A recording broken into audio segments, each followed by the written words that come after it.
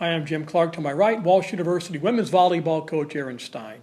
Erin, weekend opens last weekend over at the tournament in Pennsylvania at Clarion. Very good competition in the 4 matches.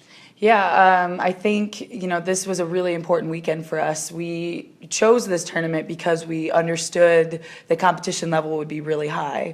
This tournament was in preparation for the GLIAC, which is a really, as we've talked about before, it's a very tough league. So I wanted to choose a group of 4 teams that I knew would really push us outside our comfort zone. Week 1, opening weekend, and that's exactly what happened.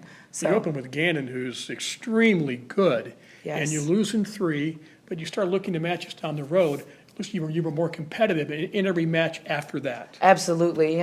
We talk a lot about not waiting, not like dipping our toe in the competition water, testing it out, see how it's going to be. We spent this weekend preparing to come out strong against teams, to not wait for the other team to dictate what the pace and what the tempo of the game is going to be. We talk a lot about saying we're going to set the tempo, we're going to come out strong, we're going to play Walsh volleyball, and let other teams come up, come meet us head on.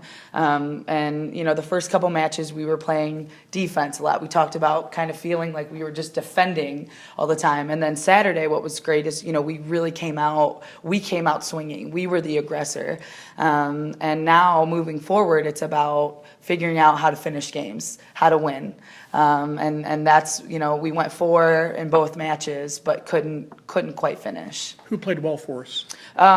First and foremost, I think Kelsey Snyder, our outside, played really, really great volleyball all weekend. You talk about wanting to have a coach on the floor, and that's how she played. She was the one on the floor that was consistently pushing the rest of the team. And Haley Howe also played really, really well this weekend. Being a 5-1 setter, running the show herself all weekend, it's a challenge, and she did really well. She made the all-tournament team. She did. I think a key for Haley was all the time last year.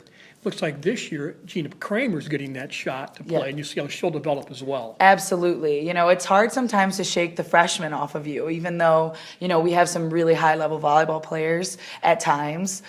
They're going to make freshman mistakes and mistakes that they maybe didn't experience at the high school level. So I think, like I said, I think this weekend was just a really good way for us to kind of work through some of those issues, work through some of those transitions, understand that, this is the type of competition we're going to see all season in the GLIAC, which I think was crucial for us. So. And that starts this weekend. Your Tiffin on Friday, OD Saturday teams you can compete with. Absolutely. And, we're coming for them.